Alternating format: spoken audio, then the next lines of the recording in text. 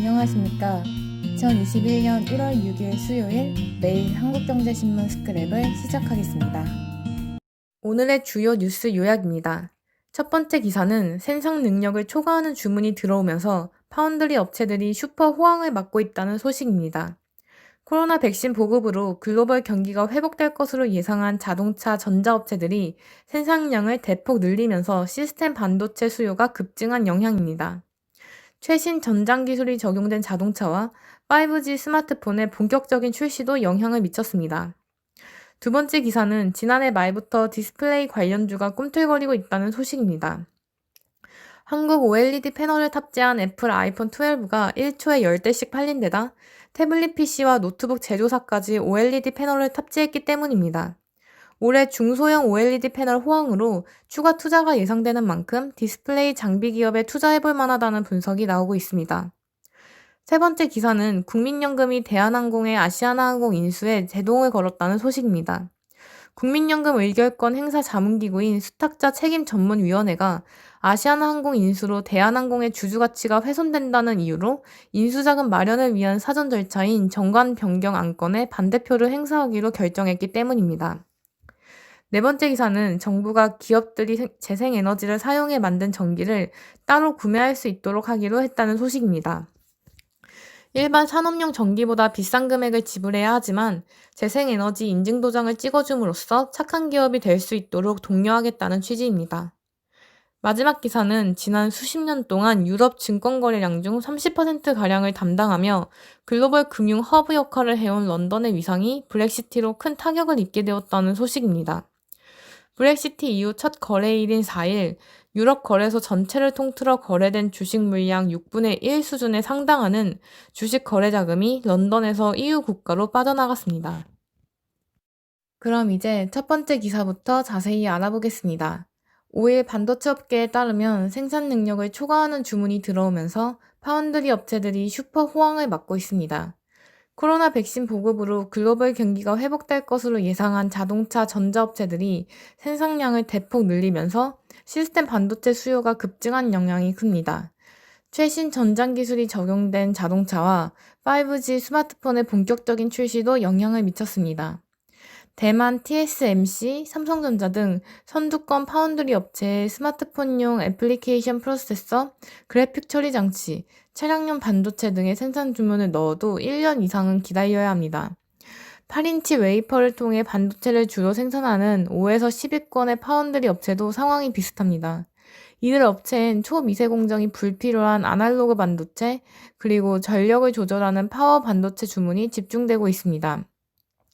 이들 반도체는 주로 TV와 가전제품에 들어가는데 신종 코로나 바이러스 감염증 장기와 홈 이코노미 확산에 따른 반발 소비의 영향으로 수요가 급증하고 있습니다. 전자자동차 업체들은 자칫 제품 생산에 차질이 빚지 않을까 초긴장 상태입니다. 아우디 폭스바겐 그룹은 차량용 반도체 부족으로 중국 등지에서 1분기 차량 생산량을 줄일 계획입니다. 일본에선 가전업체들이 블루투스 칩 부족으로 제품 출시를 10주 정도 연기했다는 얘기도 나오고 있습니다. 파운드리 업체 고위 관계자는 5G 등 기술 고도화의 영향으로 시스템 반도체 수요가 구조적으로 증가하고 있다며 파운드리 호황은 1년 이상 이어질 것으로 전망했습니다. 요즘 국내 굴지의 가전 TV 업체 구매팀은 초긴장 상태입니다.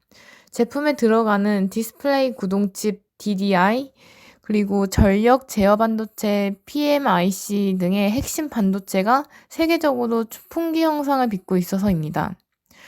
파운드리 생산이 수요를 못 따라잡는 원인은 크게 두 가지가 있습니다. 우선 스마트폰 어플리케이션 프로세서, 그리고 그래픽 처리 장치, 자동차용 반도체 등을 생산할 수 있는 7나노미터 미만 초미세 공정의 생산 능력 한계 때문입니다. 초미세 공정엔 네덜란드 ASML이 생산하는 극자외선 EUV 장비가 필수적인데 연간 생산량이 40대 수준이기 때문입니다. 글로벌 파운드리 1, 2위 업체인 TSMC와 삼성전자가 생산 능력을 확대하고 싶어도 ASML의 생산 일정을 고려할 수밖에 없는 상황입니다. 반면 AI와 5G 등의 확산과 자동차 전장 기술의 발전 등으로 AP, GPU, 차량용 반도체 등의 수요는 급증하고 있습니다. 자동차 정보기술 업체들이 원하는 만큼 반도체를 확보하지 못하는 상황이 발생한 것입니다. GPU를 조달하지 못해 그래픽카드 신제품 공급에 애를 먹고 있는 엔비디아가 대표적인 사례입니다. 공급이 수요를 못 따라가면서 파운드리 서비스 가격이 오름세를 보이고 있습니다. 최근 TSMC는 대형 고객사에게 제공했던 3% 할인 정책을 없앴습니다. 대만 UMC, VIS 등은 서비스 가격을 10% 이상 올린 것으로 알려졌습니다. 차량용 반도체를 설계 개발하는 팹리스와 반도체 후공정 업체 등 파운드리 생태계의 앞단과 뒷단에 있는 기업들도 덩달아 제품 서비스 가격을 올리는 추세입니다. 후폭풍은 자동차와 전자업체가 맡고 있습니다. 로이터에 따르면 글로벌 자동차 기업 아우디 폭스바겐 그룹은 전장용 반도체를 구하지 못해 1분기에 중국, 북미 등에서 생산량을 줄일 계획입니다. 한 IT 관계자는 반도체 공급 부족이 최소 1년 정도 이어질 것으로 본다라며 제품 생산을 위해선 가격 인상을 감수하고서라도 반도체를 확보하는 데 사활을 걸고 있다고 말했습니다. 다음 소식입니다. 새로운 시장이 열리면 주가는 프리미엄을 받는데요. 지난해 말부터 디스플레이 관련주가 꿈틀거리고 있습니다. 한국 OLED 패널을 탑재한 애플 아이폰 12가 1초에 10대씩 팔린 데다 태블릿 PC와 노트북 제조사까지 OLED 패널을 탑재했기 때문입니다. 올해 중소형 OLED 패널 호황으로 추가 투자가 예상되는 만큼 디스플레이 장비 기업에 투자해볼 만하다는 분석이 나오고 있습니다. 애플은 5G 스마트폰인 아이폰 12 시리즈에 처음으로 전 모델에 OLED 패널을 탑재했습니다. 중소형 OLED 시장 강자인 삼성 디스플레이와 후발주자인 LG 디스플레이가 애플의 OLED 패널을 전량 납품하고 있습니다. 신한금융투자는 올해 아이폰용 OLED 패널 출하량이 지난해 대비 60에서 80% 증가할 것이라고 예상했습니다. 미국과 중국에서 5G 스마트폰 판매가 폭발적으로 늘어날 것으로 전망되기 때문입니다. OLED 패널은 LCD와 비교해 명암비와 색 재현율이 우수하고 응답 속도도 빨라 5G 스마트폰에 특화되어 있습니다. 스마트폰뿐만이 아닙니다. 디스플레이 업계는 프리미엄 노트북 제조사의 OLED 패널을 판매하기 위해 열을 올리고 있습니다. 게이밍 노트북 수요를 잡기 위해서입니다. 소현철 신한금융투자연구위원은 올해 OLED 노트북 판매가 급증하면 애플은 LCD 아이패드와 LCD 맥북 시리즈용 디스플레이 전략에 변화를 줄 수밖에 없다고 예상했습니다. 올해 하반기 국내 디스플레이 업체들이 중소형 OLED 투자 검토에 나설 것이라는 분석이 나오는 이유입니다. 소 연구위원은 이제 다시 OLED 장비 업체에 대한 관심이 필요한 시점이라며 SFA와 AP 시스템을 추천했습니다. 글로벌 시장에서 시장 점유율 확대가 예상되는 산업의 서플라이 체인도 주목할 만합니다. 키움증권은 삼성전자가 만드는 모바일 애플리케이션 프로세서인 엑시노스 시리즈가 올해 시장 점유율을 확대할 것이라고 전망했습니다. 엑시노스 시리즈는 2017년 이후 시장에서 두드러진 성과를 내지 못했습니다. 하지만 올해는 반격을 노리고 있습니다. 박유학 키움증권 연구원은 올해 주력 제품인 엑시노스 2100과 1080은 뛰어난 공정 경쟁력과 제품 성능, 가격 경쟁력 등으로 시장 점유율을 회복할 전망이라고 설명했습니다. 하이엔드 제품인 엑시노스 2100은 경쟁작인 퀄컴 스냅드래곤 888과 대등한 성과를 낼 것으로 기대됩니다. 성능은 비슷한데 가격 경쟁력은 높여 점유율을 확대한다는 전략입니다. 중국 제품인 엑시노스 1080은 갤럭시 A 시리즈뿐만 아니라 중국의 오포, 비보, 샤오미 등에 탑재되는 등 중국 스마트폰 시장을 공략합니다.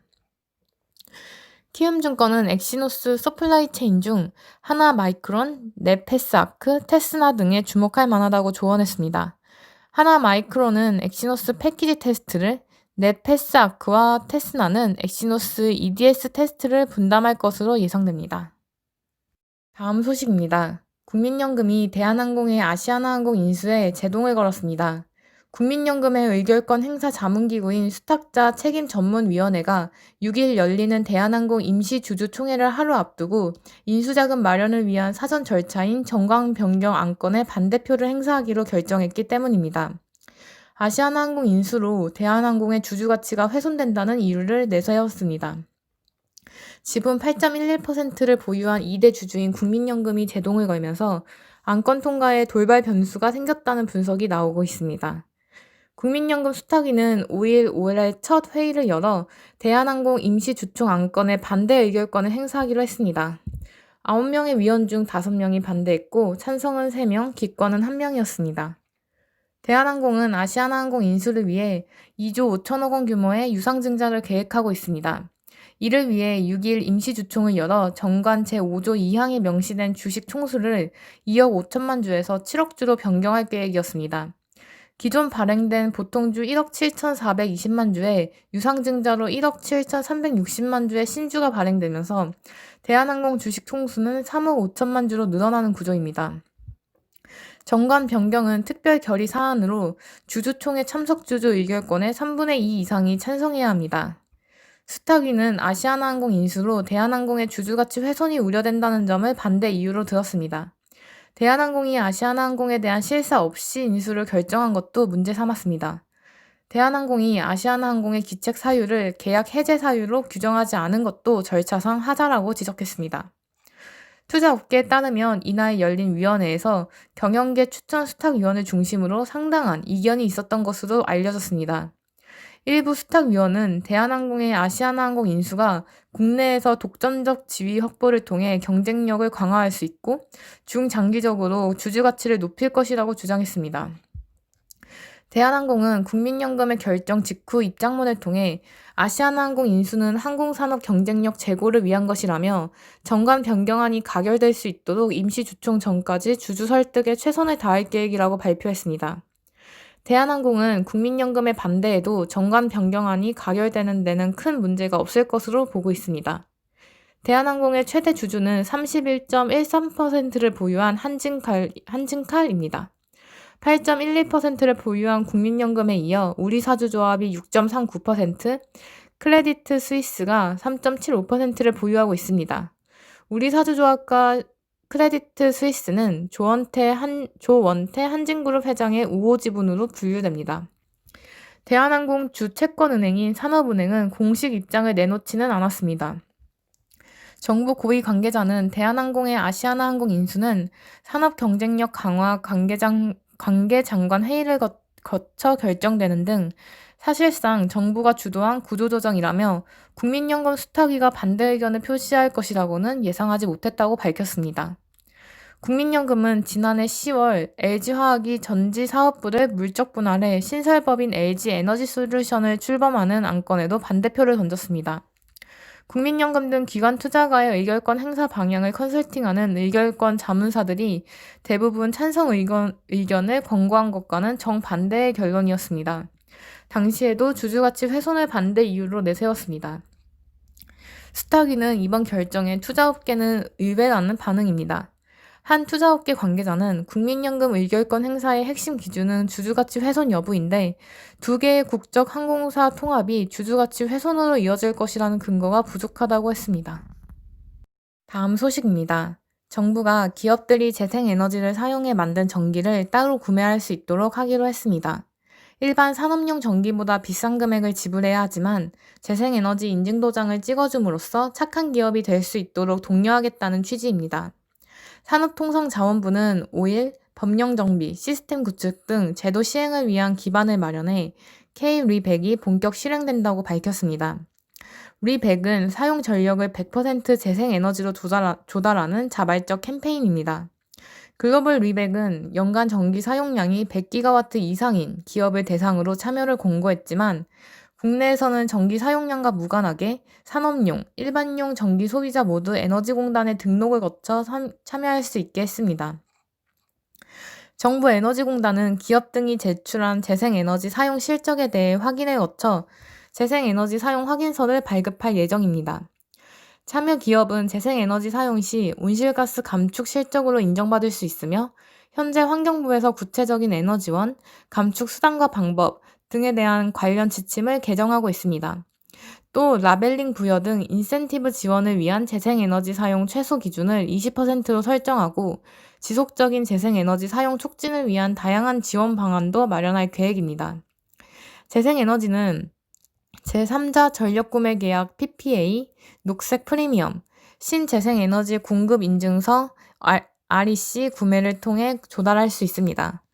제3자 PPA는 한전을 중개로 재생에너지 발전 사업자와 기업이 직접 전력 거래 계약을 체결하는 것을 뜻합니다.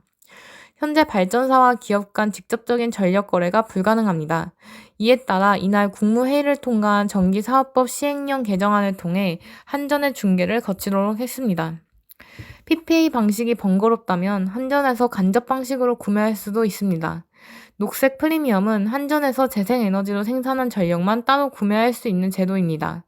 소비자는 녹색 프리미엄 납부액에 해당하는 재생에너지 사용 확인서를 발급받아 리백 인증에 활용할 수 있습니다. 또 기존 한국전력공사가 대표로 부담을 지고 신재생에너지 공급 의무와 RPS 이행을 위해 구입했던 REC를 앞으로는 기업도 구매해 재생에너지 사용을 인증받을 수 있게 되었습니다. 현재 에너지공단에서 RPS 시장과 별도로 리백 이행을 위한 전용 REC 거래 플랫폼을 구축하고 있으며 3월 시범 사업을 실시할 예정입니다.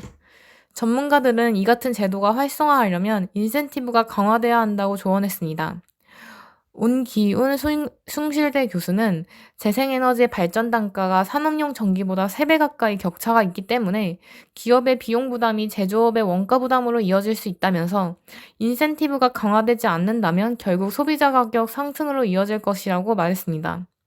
온 교수는 민간 기업의 재생에너지 도입이 강화되면 야간이나 기상 악화 시 전력 수급에 문제가 생길 수 있다면서 탄소 발생이 없는 원자력 발전을 병행해야 안정적인 공급이 가능하다고 조언했습니다. 다음 소식입니다. 영국 런던 증권시장이 브렉시트 타격을 새해 첫 거래일부터 정통으로 맞았습니다.